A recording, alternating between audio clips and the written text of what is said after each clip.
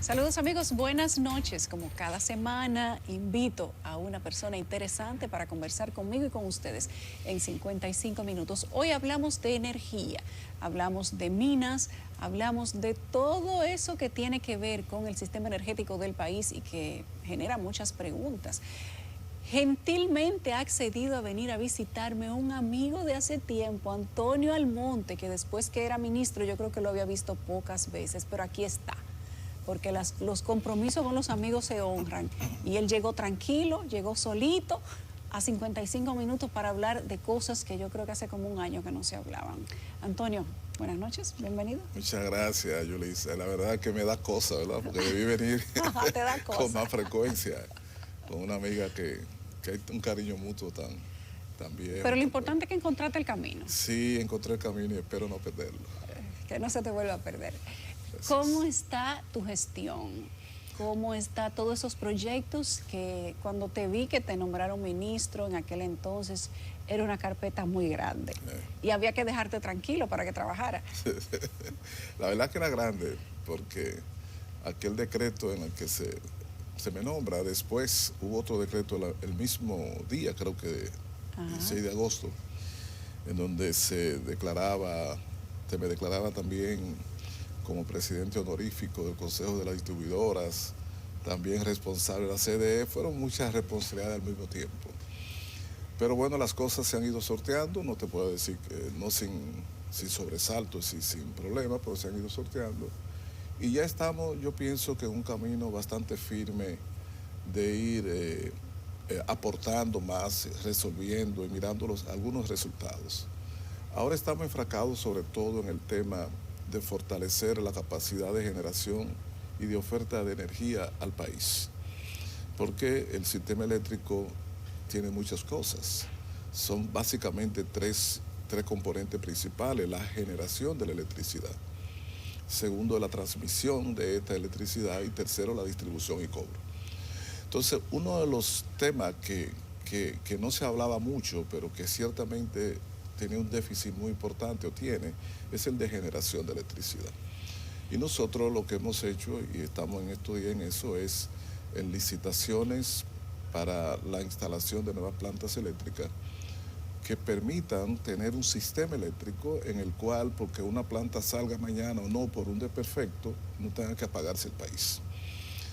Que sea un sistema eléctrico con reserva suficiente, eso que llaman en todos los países una reserva fría adecuada, para que en el caso de que por alguna razón una planta sufra una avería o tenga que salir para mantenimiento, el sistema eléctrico siga funcionando normalmente. Y por eso, en el mes, a final del año pasado, 2021, lanzamos la licitación de emergencia o de urgencia, en razón de que queríamos tener instalaciones de nueva generación en el corto plazo.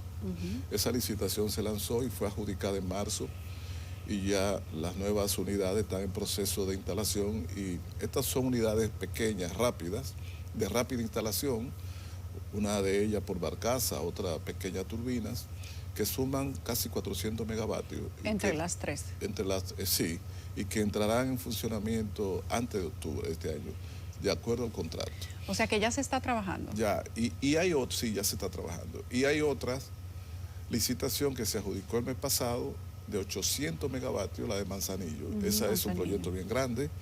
Son 2 plantas de 400 megavatios basadas en gas natural, con una terminal de gas. Se adjudicó, ganaron 2 consorcios porque eran 2 bloques. Y yo puedo decirte que esa es una de los hechos históricos. ¿Por qué? Porque se trata primero de 800 megavatios, que es la central termoeléctrica más grande del país, más grande que Punta Catalina. 800. ¿Cuánto tiene Punta Catalina? 700 y pico megavatios brutos. Este es 800 megavatios más una terminal de gas, que es una infraestructura fundamental para el desarrollo de cualquier nación, porque el gas es el combustible fundamental de uso ahora, y entonces tiene que tener un puerto, una terminal, para descargarlo, almacenarlo y distribuirlo a la generación. Y la terminal de gas sirve no solo para las plantas que estén ahí, sino eventualmente para otras plantas en los alrededores o a cierta distancia, que le puede suplir gas a través de gasoducto, como hace el de Andrés, que con Planta del Este de San Pedro de Macorís. Es una infraestructura fundamental que va a tener un gran impacto. Entonces, esa licitación se hizo, pasó la licitación, se publicó la semana pasada un informe en los periódicos nacionales sobre los resultados del proceso y no hubo una sola reclamación. Nada. No solamente eso, Yulisa, sino que uno de los consorcios que participó y perdió visitó las instancias y a los que participamos en el comité de licitación e hizo una declaración pública elogiando la claridad y transparencia del proceso. Y yo me siento... O sea que ahí no hubo ofertantes disgustados. Ahí no hubo dificultades ni hubo licitantes virtuales, nada de eso. Nada de eso. Y yo me siento muy, muy contento porque yo presidí ese comité de licitación, como también presidí el comité de licitación de la de urgencia. Y en el caso tuyo es muy significativo, porque cuando teníamos el proceso de la hermana planta aquella, tú tenías muchas informaciones que no, en su momento tal vez no tuvieron una respuesta inmediata. Sí. Pero estando en tus manos el sistema energético del país, tiene que estar todo claro. Sí, y hemos procurado, ayer decíamos que a unos empresarios americanos que vinieron a unos temas, que una de las cosas que quiere hacer o que está tratando de hacer el gobierno de Luis Abinader y sobre todo en el sector de energía es generar confianza a los agentes, a los inversionistas sobre la base de actuaciones transparentes en las transacciones y procesos de contrato, de licitaciones, etc. Y por esa razón uno tiene ahora una avalancha de inversores que quieren hacerlo en energías renovables y tiene que ver también con que los contratos que se han otorgado en energías renovables, sobre todo solar, ha sido en estricto cumplimiento de la ley y el reglamento de la ley 5707 y en un proceso abierto, transparente, participativo, en donde ninguna empresa ha hecho hasta el momento ningún tipo de reclamación ni denuncia, tú no lo has escuchado. Y ese hecho, Yulisa, primero contrasta con lo que había sido la historia reciente del manejo de los negocios, de los contratos y de las licitaciones, tanto en renovables como en la energía convencional en el pasado. Y eso se está difundiendo a nivel internacional. Yo estuve ahora, hace un par de semanas, en Los Ángeles, en el marco de la Cumbre de las Américas. Había una actividad relacionada con energía y me encontré allá cuestiones como John Kerry, por ejemplo, diciéndome que estaba muy contento y muy informado sobre la licitación de Manzanillo, los procesos en Dominicana en energías renovables. Eso significa que las buenas noticias también corren. ¿Participaron plantas norteamericanas o empresas norteamericanas en esa licitación? Sí, participaron empresas norteamericanas. Recuérdate que fueron consorcios y en esos consorcios, que fueron dos consorcios que ganaron, uno para un bloque y otro para otro, participaron plantas norteamericanas, empresas norteamericanas, empresas holandesas, la Shell participó, Capital Nacional también, empresas nacionales, empresas francesas y nacionales, es decir, y americanas. O sea, en los dos consorcios hay presencia de empresas norteamericanas y de todo otras ha estado naciones. bien. Punta Catalina. ¿En qué está la termoeléctrica Punta Catalina? ¿Está generando lo que se esperaba? Cuando hemos tenido apagones, y quiero que ahorita me digas si ciertamente ya no va a haber más apagones. Ayer, justamente, tan cercano como ayer, teníamos denuncias aquí de sectores que estaban apagados por muchas horas y la gente ya no tiene mucha tolerancia para el tema de volver a los apagones y ya no nos acostumbramos a comprar velas. Eso pasó de la mente de la gente hace mucho tiempo. Entonces, cuando nosotros recibimos denuncias en nuestra sala de redacción o en nuestro departamento de prensa de que, mira, que en mi barrio hace 8 horas que no llega la luz y la planta esa no está prendida y la planta esa no está generando, la gente por alguna razón ya atribuye a Punta Catalina una cantidad importante de la generación del país. Y qué bueno que así sea, porque quizás se le está dando una importancia que antes no se le tenía. No, mira, Yulisa, lo primero es que recuerda los apagones, creo que fue del mes de marzo, abril. Sí, claro. Hubo, que encontraron una culebra en una planta. Eso fue en tu Cibao. Tú la viste. No, recuerda eso.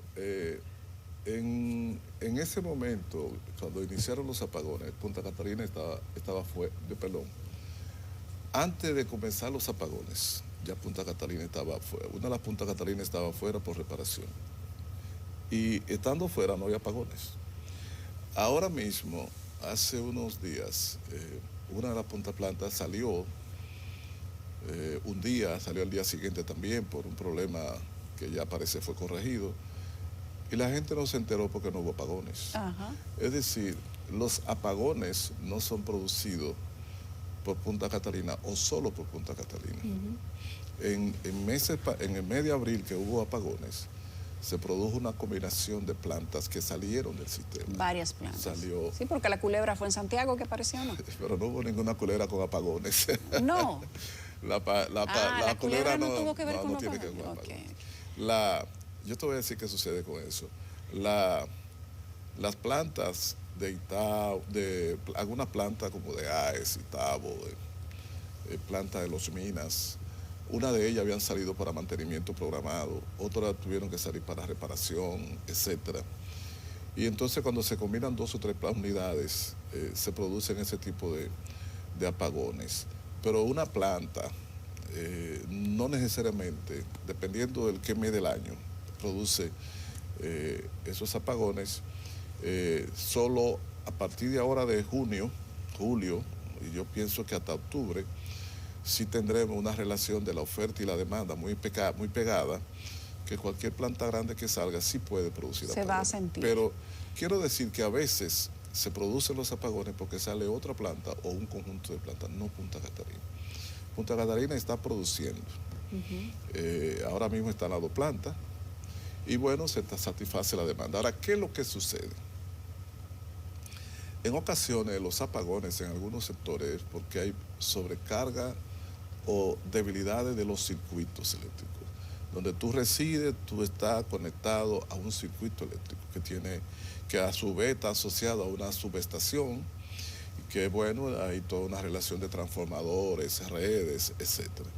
Cuando un transformador de alguna subestación se dispara o tiene una avería o algunas redes en ese circuito, las personas que están conectadas a él sufren un apagón. Pero ese apagón no es ya por las plantas. Ese apagón es por averías en los componentes del sistema, en este caso redes, transformadores, etcétera, en una subestación. Y entonces se requiere un proceso de reparación, sustitución y cambio que lleva horas. Eso lo único que revela, en este caso, es la fragilidad de la infraestructura de redes y de equipos de los sistemas de distribución de electricidad en el país, que es un reto. Es decir, tú puedes tener toda la planta que quieras y que necesites, pero si el sistema de distribución es defectuoso, es frágil, tú vas a tener apagones y vas a tener averías. Entonces, no necesariamente la salida de una planta. Mira qué sucede aquí. Aquí tú has visto el crecimiento sorprendente de las urbanizaciones. Claro, inclusive la gente construye en lugares donde no se supone que debería construir. Todo el mundo se conecta al mismo sistema. Sí. Entonces, los circuitos tienen una capacidad limitada, determinada. Y cuando se sobrecargan, sobre todo en verano, que hay una demanda muy grande en las horas pico, la defensa del circuito que tiene limitaciones es el disparo. Colapsar. Es colapsar. Entonces, eso sí es indicador de un reto que tiene que ver sobre todo con inversión en la parte de distribución. Y en la generación también estamos trabajando esas licitaciones que te he citado, la de 400 y la de 800, se va a sumar a esa otra que ya se inició de 800 más. El objetivo es que entre 3 o 4 años el país tenga 2.000 nuevos megavatios para tener suficientes reservas a los fines de que porque una planta o 2 plantas de buen tamaño salgan, no tenga que haber apagones en el país. Nunca hemos tenido eso. Históricamente, República Dominicana ha tenido lo comido por lo servido en materia de generación eléctrica.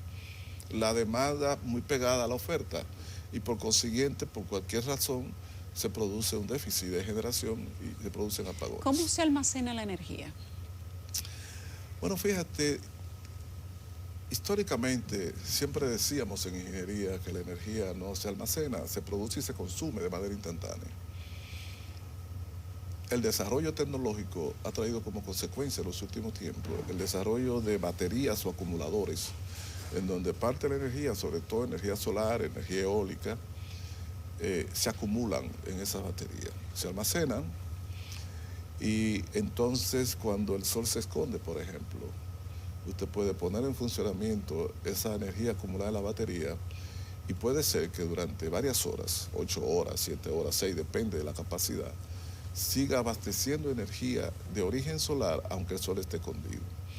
Y eso le da un carácter tecnológicamente diferente al sistema de generación con renovables, porque aquella energía renovable que siempre decíamos que no eran gestionables, en el sentido de que tú no determinabas cuándo entraban y salían porque el sol es autónomo o el viento, ahora la hace un poquito más gestionable porque con el almacenamiento en baterías o en acumuladores, tú puedes incrementar o reducir la oferta de energía de ese origen. Nosotros no tenemos todavía eso implementado en el sistema. Justamente acabamos de hacer una modificación del reglamento de aplicación de la ley de renovables. El presidente va a emitir un decreto en los próximos días y en ese nuevo reglamento se introducen dos cosas básicas. Una, que los nuevos contratos de renovables tendrán que ser por licitación competitiva. Y dos, que las ofertas nuevas que recibamos en renovables tienen que incluir baterías o acumuladores para poder gestionar y almacenar energía de origen renovables. Eso es una novedad en el sistema eléctrico. Muy novedoso. ¿Qué necesita el país para resolver el tema de la distribución? Si el problema no es generación, y eso se viene diciendo desde hace mucho tiempo. Te voy a decir dos cosas, una de ellas un poco atrevida. En primer lugar, para el tema de la distribución, el elemento principal ahora mismo es la inversión. Inversión. Y tenemos un tema con eso. Nosotros el año pasado hicimos inversiones relativamente tímidas porque fue sobre la base principalmente de lo que tenía el dinero que recuperaban las distribuidoras deficitarias. Entonces, como tú sabrás, las inversiones que podían hacer eran muy limitadas. Pero teníamos previsto para este año hacer significativas inversiones en infraestructura, transformadores, redes, etc. Incluso con el plan de inversiones. Se produjo a final del año pasado la crisis de los combustibles y a principios de este año la guerra de Ucrania. Y el disparo de los precios de los combustibles a un nivel que el precio de la energía comprada por las distribuidoras en estos primeros 5 meses de enero a mayo, comparado con enero a mayo del año pasado, subió en más de 30%, 32, 35%. Eso significa que el presupuesto de compra de energía de la distribuidora se disparó a un nivel de que para nosotros las proyecciones que tenemos es que a final de año, comparado con lo que habíamos proyectado el año pasado, para este año el presupuesto de compra de energía puede ascender a cualquier número entre 700 y 800 millones de dólares por encima de lo presupuestado. Como las distribuidoras no han podido traspasar ese incremento de costo por el precio de la energía que compra al consumidor, entonces ha quedado sin condiciones financieras porque el gobierno ha tenido que aumentar el monto de la transferencia a la distribuidora para que puedan cubrir las pérdidas. Quizá te puedo decir de la siguiente manera. En enero de este año, el precio a que la distribuidora compraban la energía a la generadora era 15.1 centavos por kilovatio hora. Y el precio a que se lo vendía al público era 15.1 centavos el kilovatio hora. Es decir, el mismo precio a que compró, lo vendió, lo transfería. En febrero compró a 15.2 y vendió a 15.3 centavos. Es decir, casi igual. Y después mayo, en abril, marzo, abril y ahora este mes de mayo, la diferencia ha sido 1 punto y pico y 2 centavos. Las distribuidoras a nivel internacional de América Latina, la diferencia entre el precio de compra y el precio de venta oscila entre 4 y 6 centavos por kilovatio hora. En República Dominicana ha oscilado en los últimos tiempos en 1 centavo, 1 y pico de centavos y ahora 2 centavos. Con ese margen de diferencia en donde tú casi vendes al mismo precio que compras, tú no tienes dinero para comprar, para mejorar, para hacer inversiones, pero tampoco tienes dinero para cubrir tus costos. Y por eso, ¿por qué tú no puedes cubrir tus costos si la diferencia es casi nada? Por eso las distribuidoras son financieramente quebradas, no por lo que dicen alguna gente. Es fundamentalmente porque los precios de compra se han disparado a los niveles que no pensamos por crisis internacional de combustible. Y si a eso tú le añades las dificultades en el cobro y en la facturación, que también están asociadas a la disposición de recursos, entonces tú tienes la situación de la distribuidora. Y tú me dices a mí, ¿cuál es el problema principal? Bueno, yo lo he planteado, hay que hacer un esfuerzo particular, especial, de un plan de inversiones que ya hemos presentado ese plan de inversiones y estamos detrás de los financiamientos porque tenemos que hacer ese plan de inversiones para relanzar la distribuidora. Estamos fortaleciendo el sistema de transmisión, estamos fortaleciendo el sistema de generación, pero nosotros tenemos que dar un paso para la transformación del sistema de distribución de electricidad. ¿Hay expectativa de que eso se haga dentro de cuánto tiempo? ¿Cuál sería el cambio que recibiría el sistema de distribución? Nosotros creo que en estos meses vamos a hacer un relanzamiento y vamos a anunciar públicamente las acciones en el sector de la distribución de electricidad. ¿Se va a variar? Tanto en términos de el inicio de un plan de inversiones, como algunos cambios en materia de gestión y de las relaciones con el cliente, etc. Hace poco tiempo empezamos a hablar de aumentos en las tarifas eléctricas. Se subieron algunos centavos, tú mismo habías dicho, al kilovatio. Personas reportaron que tenían un incremento, 100 pesos, 50 pesos, 20 pesos, en su factura mensual. Sin embargo, ya parece que o la gente se adaptó o ya se ha regularizado el tema de los precios.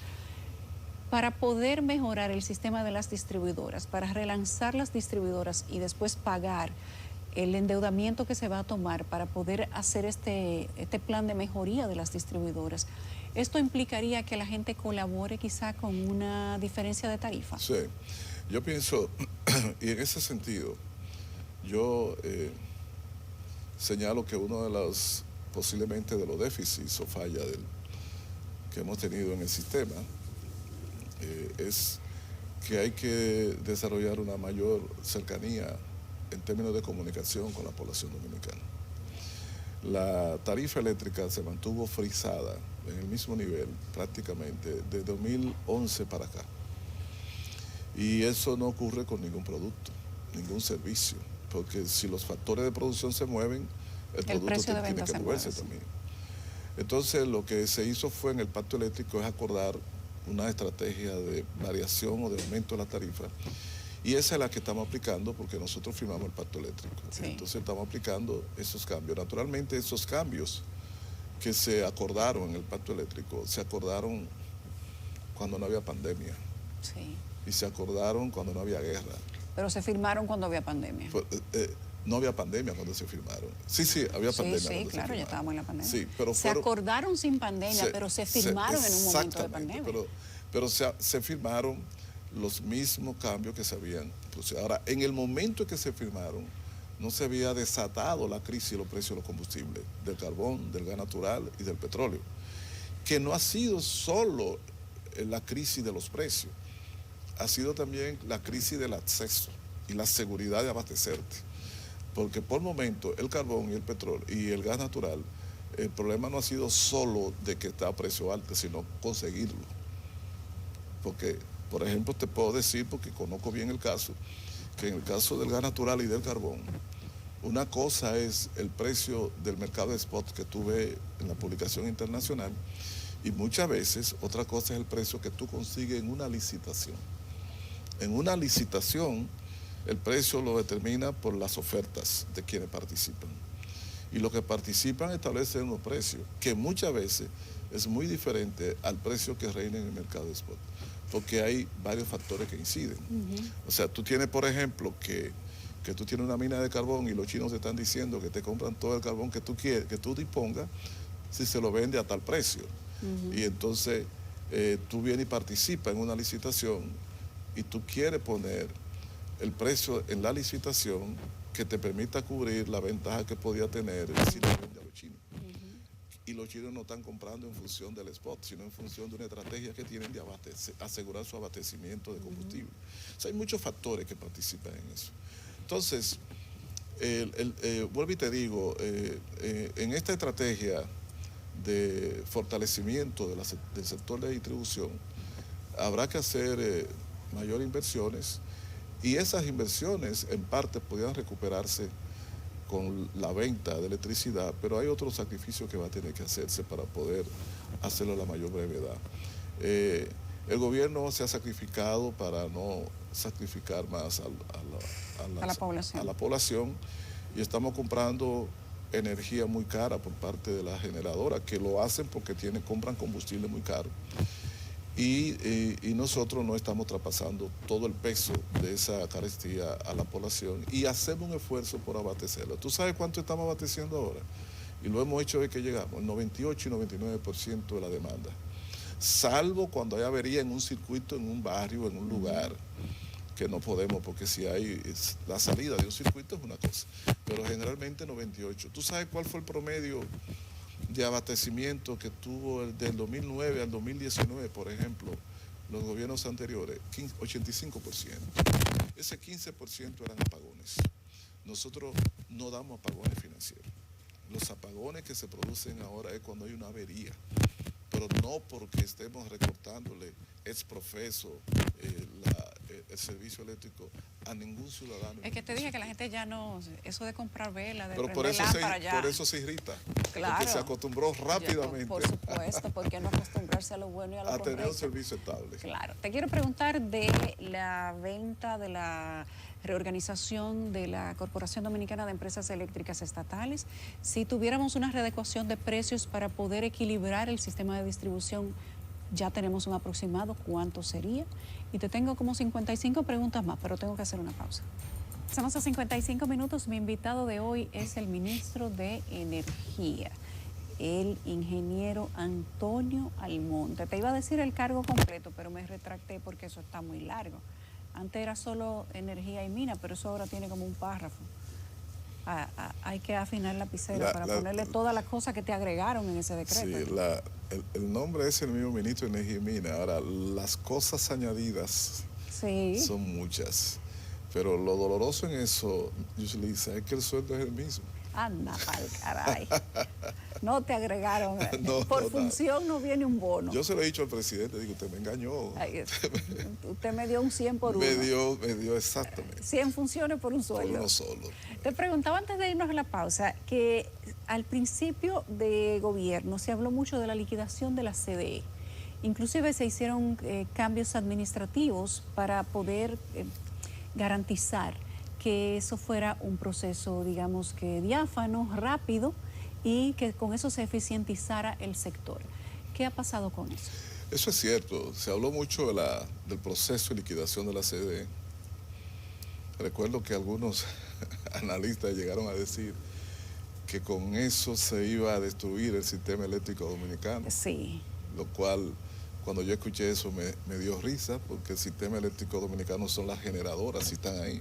Son las distribuidoras y están ahí. ¿Y de qué se encargaba entonces, digamos, para explicarle a la gente? Exacto, esa es la pregunta. Como para que la gente entienda. Pues bueno, ¿Y entonces de qué se encargaba la CDE? Entonces la respuesta viene de esa pregunta.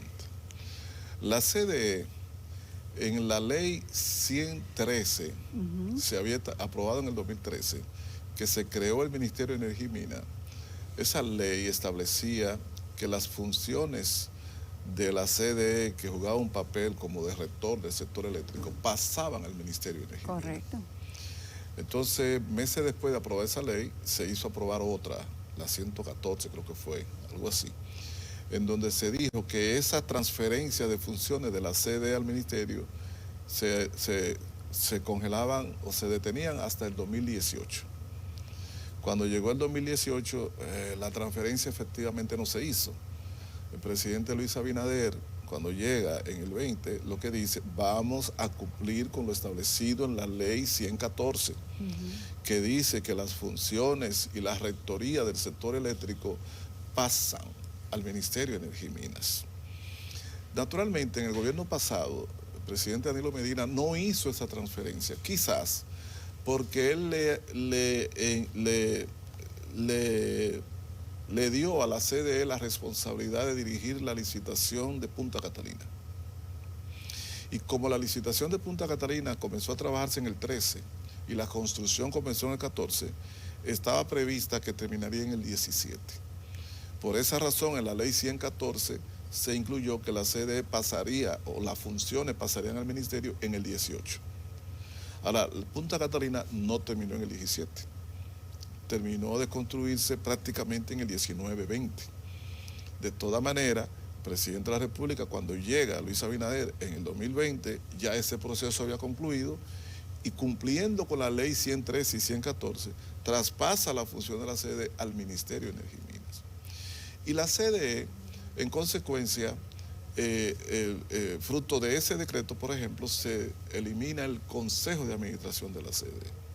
Se inicia un proceso de traspaso de los contratos que tenía con generadores para traspasarlo a las empresas distribuidoras, que es como debió ser desde el inicio, porque la CDE estaba usurpando funciones. La ley 125.01, la Ley General de Electricidad, dice que quien hace licitaciones y firma contratos con generadores son las distribuidoras. Y la CDE lo que hacía era que ella intermediaba, hacía licitaciones, firmaba contratos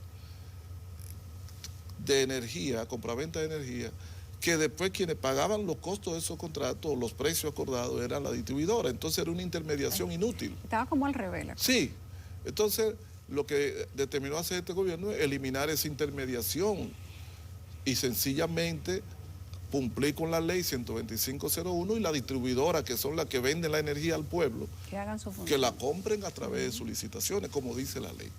Si usted hacía eso, si traspasaba los contratos a la distribuidora, y si entonces la planificación y las políticas y la promoción de las inversiones en el sector eléctrico la hacía el Ministerio de Energía y Minas, la CDE dejaba de tener sentido.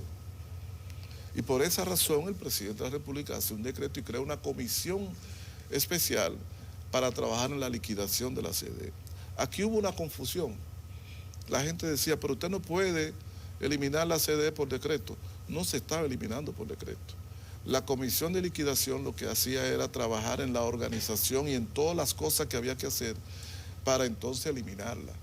Porque usted no puede aprobar una ley que elimine a una CDE que estuviera activa. Entonces había que disponer primero los contratos, había que disponer primero de las responsabilidades y los activos, y entonces después que se finalizara del personal, la liquidación del personal que correspondiese, la recontratación en el ministerio de otro personal calificado, mucha gente calificada que había en la CDE.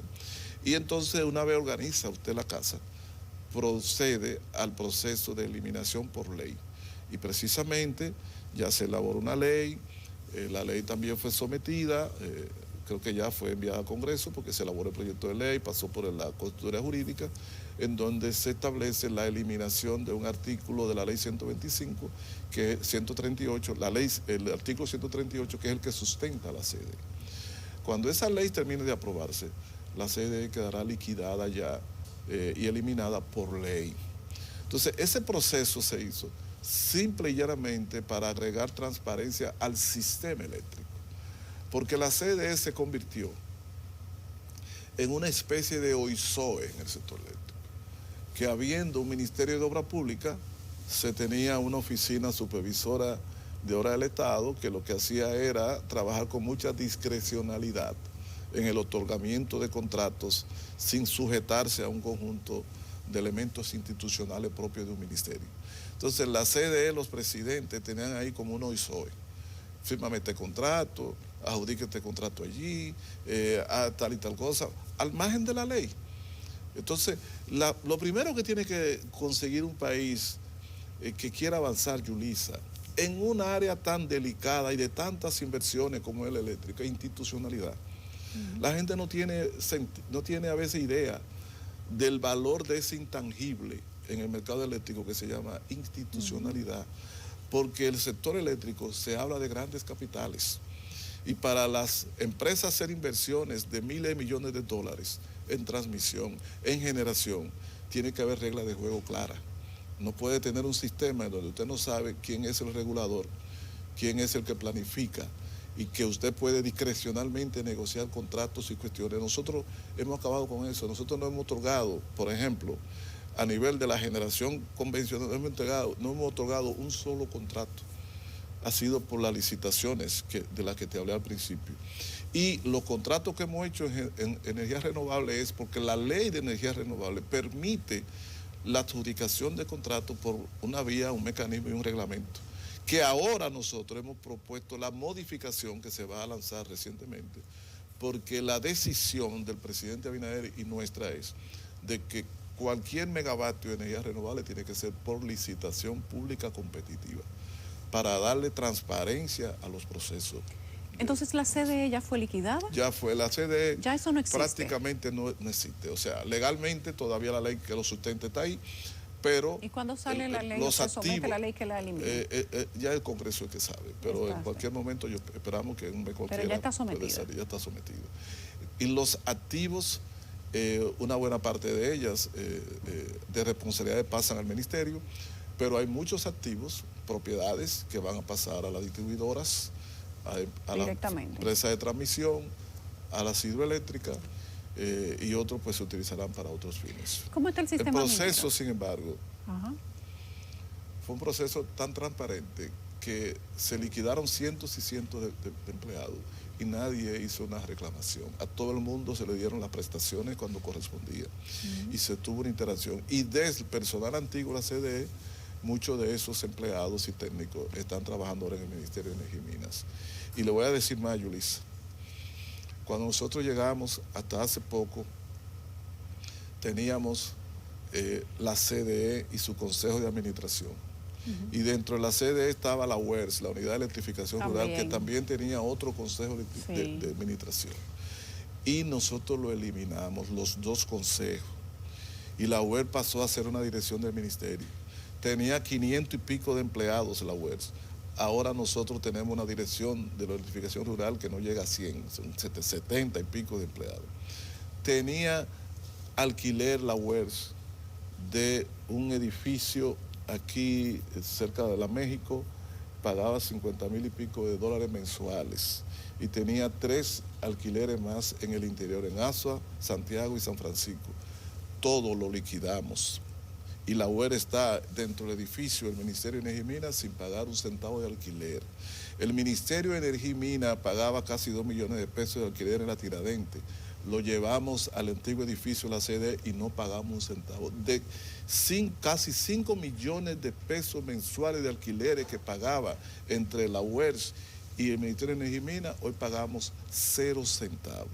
Para eso hicimos una readecuación del edificio de la sede, donde está todo lo que es Ministerio de Energía y Minas, y en ese proceso de readecuación, que se hizo una inversión de unos 20 millones y pico, hubo malas lenguas que dijeron que nosotros estábamos remodelando mi despacho, cuando lo que estábamos haciendo era ahorrarle al país 5 millones mensuales nada más de pago de alquileres innecesarios.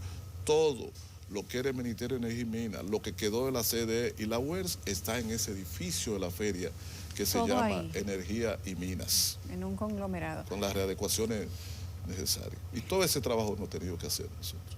Por eso es que tú has estado tan entretenido. Por eso es que casi no venía aquí, porque hay mucho trabajo. Pero ya te perdona, porque entre amigos uno se guarda las rencillas. Gracias. Tenemos que hablar del sistema minero, de todos estos proyectos que ya no generan escándalo, pero tenemos que ver cuáles se han aprobado nuevamente, cuáles son los nuevos proyectos para inversión minera que tiene la República Dominicana, aquel proyecto famoso de San Juan que se dijo que iba, que no iba, las extensiones de otras que ya sí operan en República Dominicana, pero que aspiran a tener proyectos más largos, a extender los procesos que están haciendo. y si realmente la República Dominicana se está beneficiando de la explotación minera, porque hay un gran mito con el tema de la minería en la República Dominicana y quiero que tú nos cuentes sobre eso, pero tenemos que hacer una pausa. De vuelta a 55 minutos esta noche, invitado a Antonio Almonte, un amigo de mucho tiempo que resultó ser el ministro de Energía y Minas.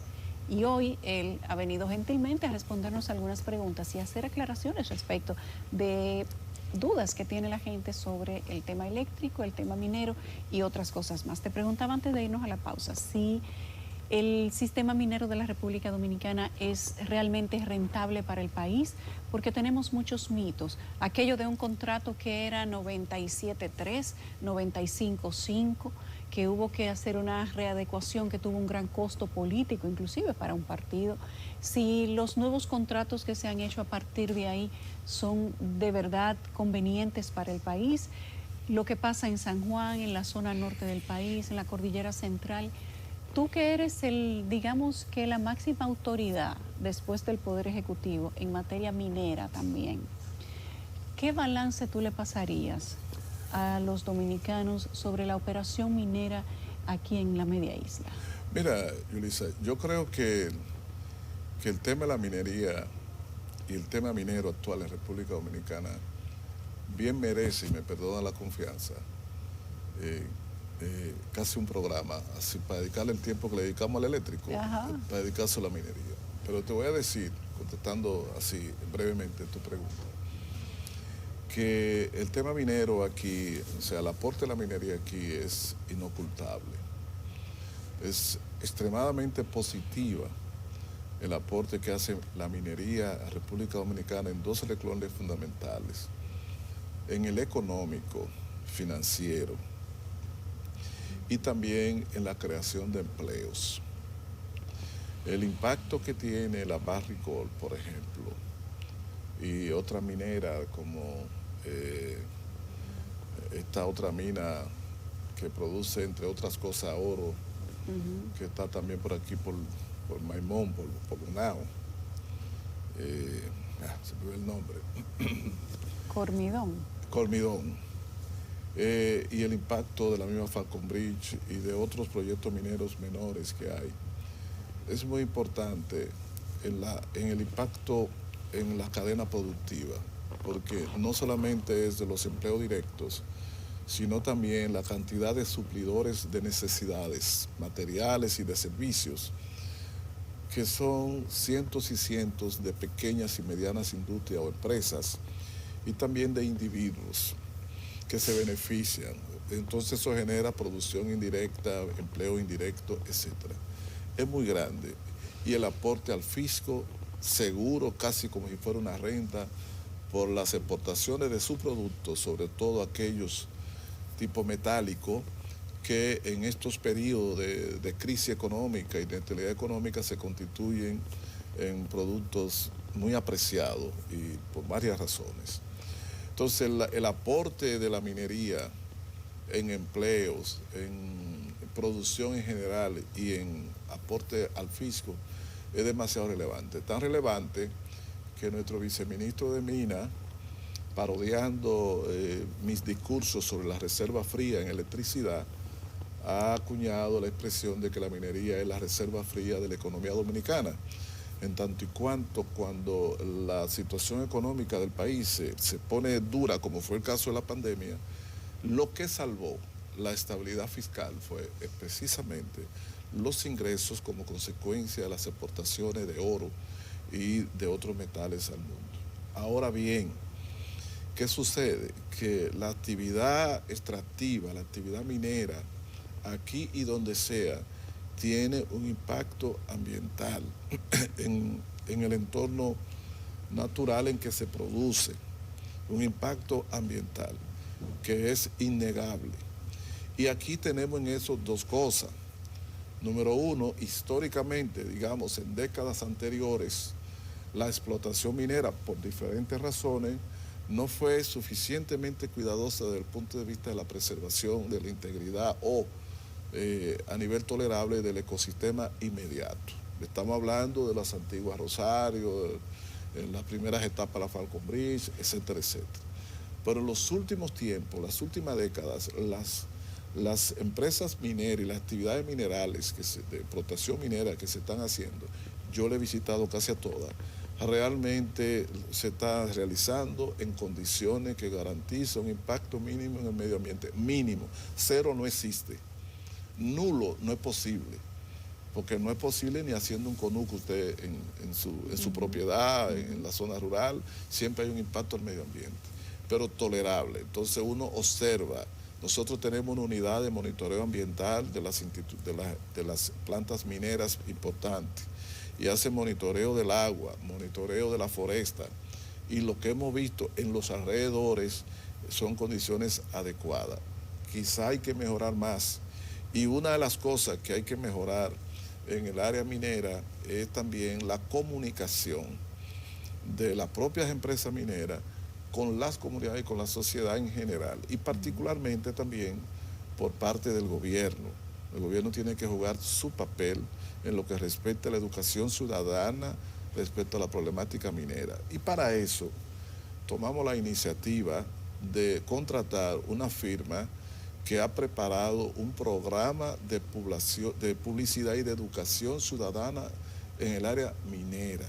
Y vamos a lanzar en los próximos días, porque ya está listo la primera parte de ese programa de publicidad y de educación ciudadana en minería, lo vamos a lanzar posiblemente a principios del próximo mes de julio, porque ya incluso hemos visto la prueba, etcétera, etcétera. Y eso no es una publicidad a favor de ninguna empresa minera, sino de la minería en la República Dominicana y la importancia de la minería. Porque es bueno conocer que nosotros no podemos ser un país que no explote nuestros recursos minerales, porque no lo hace ningún país del mundo. Yo le he dicho a alguna gente ambientalista con posiciones radicales, le he dicho, pero miren, los gobiernos más progresistas o de izquierda han sido de los que más han explotado los recursos mineros. En Bolivia, ningún otro presidente hizo más negocios extractivos y de exportación de productos de la industria extractiva que Evo Morales. En el periodo de Evo Morales fue que hubo mayor exportación hacia China y hacia el mundo de recursos extraídos de proyectos minerales. Correa en Ecuador hizo récord también. Chávez nunca cerró la minería, ni lo ha hecho Maduro, ni lo ha hecho Ortega en Nicaragua, ni los chinos en China. Es decir, no se pueden asumir posiciones extremas, radicales en materia ambientalista con relación a la minería. Lo que hay que exigir, y es lo que nosotros exigimos, el cumplimiento de la ley de medio ambiente en República Dominicana, que es bastante completa, y el cumplimiento de la ley dentro del Ministerio de Energía y Minas para el otorgamiento de concesiones de explotación, que garanticen una minería responsable en dos aspectos, en cuanto a redituar o atender necesidades sociales, etcétera, y en segundo lugar a respetar el ecosistema en los niveles que contemplen dentro de la ley. Eso todavía aquí falta mucho por trabajar, tenemos conciencia de eso.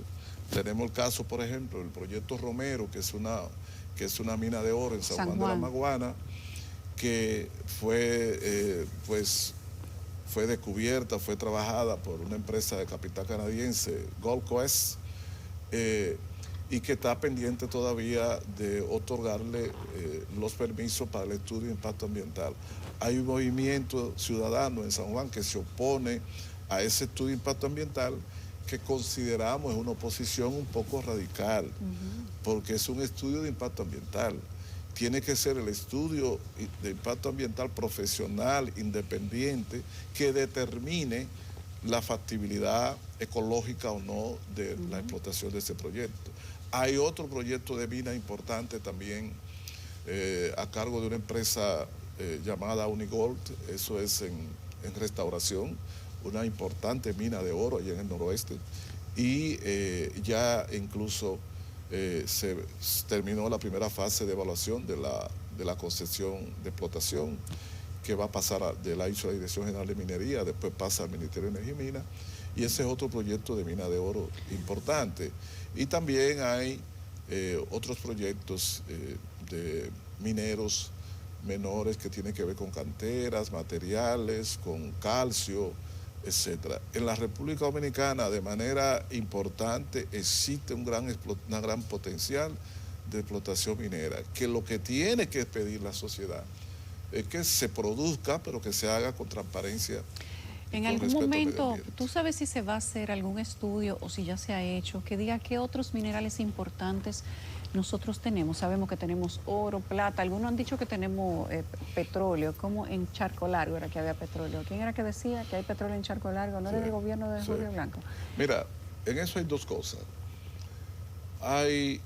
Hemos visto indicios de algunos materiales, algunos minerales que se le llaman tierras raras, y a otros también le dicen metales raros, porque algunos son metales raros, que tienen hoy día una elevadísima cotización en el mercado internacional precisamente por los cambios tecnológicos, y ellos son imprescindibles.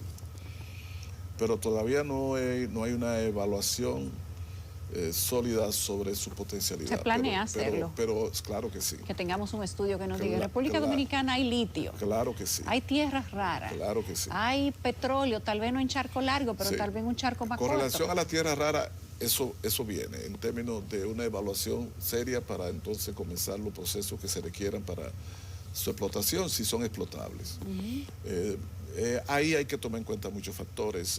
Y sería un estudio de largo tiempo, además, porque eso no puede ser. No solamente largo tiempo, sino que algunos de las llamadas tierras raras, etcétera, la explotación es intensiva en capital y es más delicada. Sí, es más invasiva que el oro y que la plata. Entonces hay que tener cuidado con eso. Sobre todo que las áreas donde se dice que están son áreas que también queremos dedicarla a proyectos turísticos. Sí. Ahora, en cuanto a petróleo, nosotros tenemos desde octubre del 20, firmamos un contrato que vino a oficializarse ya un poco más tarde por el Congreso, con una firma norteamericana texana llamada inicialmente Apache Corporation. Sí. Cambió de nombre, ahora se llama APA Corporation. Esa firma le fue adjudicada mediante licitación la exploración y eventual explotación de una cuenca de aquí, fuera del mar afuera, en el área de San Pedro de Macorís, pero dentro de mar dominicano, de aguas dominicanas. Ellos ya han realizado algunas campañas de exploración en barcos especializados que han venido para hacerlo. La gente no se entera, pero han venido y a veces hemos publicado. Y ellos han colectado ya, parece que datos suficientes para aproximarse a una definición. Vinieron hace unos meses, a principio de año, hicieron un primer informe. Vienen ahora el próximo mes de julio, julio o agosto, tengo que ver, a hacer un segundo informe y garantizan que para el próximo año temprano van a dar el informe final. ¿Qué es lo que se cree que se va a encontrar ahí? La pista que hay es de la elevada probabilidad de existencia de semi-hidrocarburos, quiere decir gas natural y o petróleo. Pero no podemos decir hay. Todavía no hay. No podemos decir tal cosa. Hay indicios. Porque hay indicios y probablemente hay.